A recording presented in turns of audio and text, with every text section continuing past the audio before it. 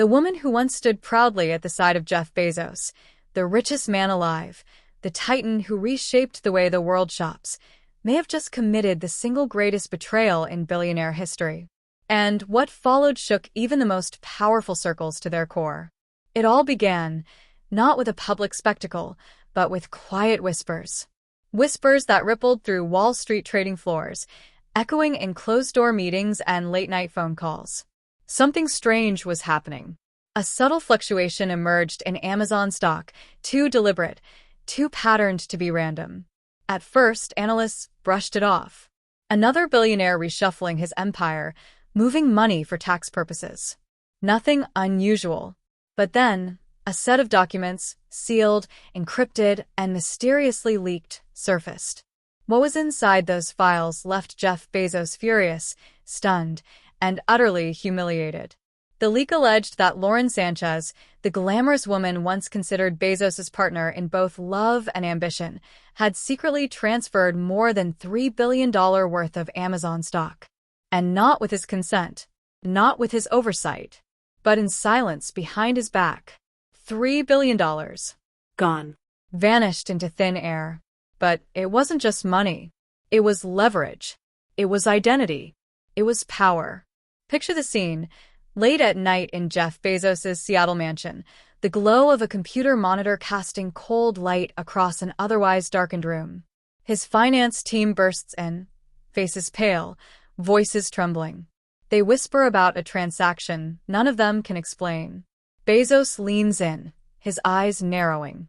And there, on the screen, the horrifying truth: billions liquidated.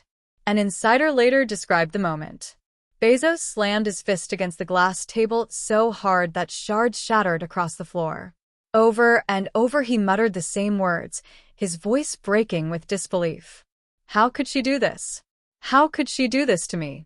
This wasn't just betrayal. It was annihilation of trust. The same woman he defended in public, the same woman he showered with unimaginable gifts, the same woman who floated beside him in zero gravity on his own rocket, had allegedly pulled his empire's foundation right from beneath him. And the cruelest twist? Bezos didn't learn about it from Lauren herself. He learned it from the leak. From files that fell into the hands of his advisors before he ever saw the truth. Humiliation. That's the word everyone closest to him uses. Humiliation on a scale no billionaire, no matter how untouchable, could have ever imagined. At first, whispers spread quietly. Then, a single anonymous package arrived at Bloomberg's finance desk. No sender. No return address. Inside, a USB drive. On it, transaction records, time-stamped with Bezos' own initials. What those files revealed was chilling.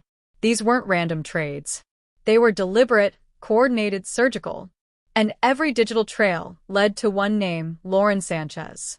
Insiders whispered she hadn't stumbled into this. She had planned it. For months. Maybe longer. She had allegedly been working with a shadow advisor, an expert in market manipulation, someone skilled in covering tracks. A Wall Street veteran described the trades as too precise, too cold, too professional. It was like watching corporate espionage unfold in real time. This wasn't luck. This was a takedown. But why? What could drive Lauren to risk everything? Sources close to her suggest it wasn't just money. It was power. A safety net. Perhaps even revenge. One of her friends once told Page 6, Lauren was tired. Tired of being treated like a passenger in Jeff's empire. She wanted her own throne. And she wasn't going to ask for it. She was going to take it. And then the whispers deepened. Hotel sightings. Secret meetings behind closed doors. A witness swore she'd seen Lauren slipping into a luxury suite to meet with a former Goldman Sachs strategist, an expert notorious for advising billionaires during brutal divorces. Encrypted phone calls bounced off servers in Switzerland and the Cayman Islands. And then came the leak of a single voice recording. A voice believed to be Lauren's, saying coldly, "He thought he had it all, but he didn't see me coming." For Bezos, the truth was unbearable. And yet the nightmare had only begun. One midnight at his Medina estate, Bezos stormed into the living room, clutching the leaked documents in his trembling hands. Lauren was there, sipping a glass of wine, composed, almost daring him. "$3 billion, Lauren," Bezos shouted, his voice echoing against marble walls. "$3 billion. Do you understand what you've done?" Lauren's eyes locked on his, unflinching. Her reply was sharp, icy. "Your empire, Jeff. You act like it belongs to you alone. Maybe it's time you learned it doesn't." That confrontation leaked to the public as a 47-second recording. In it, Bezos's voice cracked as he whispered, "You broke me. This isn't money. This is my name, my power, my empire." And Lauren's reply? Calm. Deadly. "Your empire never belonged to you." From that moment forward, Jeff Bezos's world began to unravel. In despair, Bezos did something no one expected. He called Elon Musk his rival, his enemy in the space race. The man who mocked his rockets, laughed at his failures, taunted him publicly. A leaked transcript later surfaced. Musk's voice could be heard first, chuckling. "So Lauren got the better of you, huh, Jeff? Welcome to the club." Bezos, his voice ragged, spat back. "This isn't over. Tell me how to fight." Musk's advice was ruthless. Control the narrative. Make her desperate. Crush her image. That's how you win. But while Bezos sought advice from his enemy, Lauren was building her own war council. Not in Wall Street, not in Silicon Valley, but in Hollywood. She was spotted dining with Joe Rogan, joined by a political strategist. Witnesses described the dinner as intense, heated, like a battlefield strategy session. Insiders say Lauren planned a media blitz, painting herself as the victim, flipping the narrative and weaponizing podcasts, tabloids, and social media against Bezos. Because Lauren understood something Jeff often forgot. In today's world, power isn't just about money. It's about perception. And perception was her battlefield. Meanwhile, Bezos prepared for war of a different kind. He summoned his lawyers, no ordinary attorneys, but legal assassins. The kind who charge millions just to sit in a room. Their mission: destroy Lauren. Lawsuits alleging illegal stock transfers. Breach of trust. Even whispers of corporate sabotage. But the real bombshell? The prenup. Insiders whispered about a loophole hidden deep within their financial agreements. A single obscure clause that could shift billions of dollars and potentially grant Lauren influence over Blue Origin, Bezos's most treasured jewel. A lawyer called it a ticking time bomb. As paranoia consumed him, Bezos grew convinced Lauren wasn't fighting alone. He allegedly told his team, "She has allies.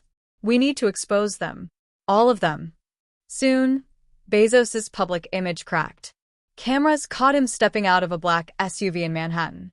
Shoulders slumped, eyes hollow. The tabloids erupted. World's richest man on the brink. At private dinners, his hands shook, his voice faltered. Insiders whispered, "This is not the Jeff Bezos we know. This is a man unraveling." But Lauren? She thrived. Cameras captured her glowing in Beverly Hills, dressed to perfection, sliding into limousines with a smile that dared the world to question her control. And then came the most sinister revelation.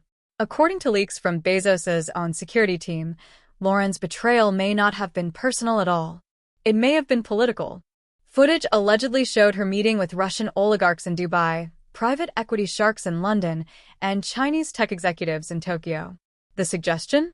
Lauren was part of something larger, a coordinated international conspiracy to weaken Bezos and destabilize Amazon. And the whispers didn't stop there. Encrypted communications referenced Phase 2. Plans not just to strip Bezos of wealth, but to topple him entirely. Psychological warfare followed. Lauren allegedly began whispering Bezos's deepest insecurities to powerful figures, painting him as unstable, paranoid, unfit. Each time Bezos tried to defend himself, his reactions only confirmed her narrative. Bezos's paranoia deepened. He turned not just to lawyers but to intelligence operatives, former CIA officers, NSA analysts, private contractors. A dark team assembled to dig into Lauren's networks, to uncover her allies, to crush her from the shadows. What they uncovered, secret accounts, encrypted conversations, connections to foreign powers, was damning. But their methods? Illegal. Wiretaps. Surveillance. Infiltration. Moves that could destroy Bezos if exposed. Finally, the inevitable happened. Bezos confronted Lauren one last time. This time, he carried the evidence, recordings, bank statements, photos. He threw them onto the table. "You were never with me. You were against me from the start." For a moment, Lauren faltered. Then, with chilling calm, she revealed her own card.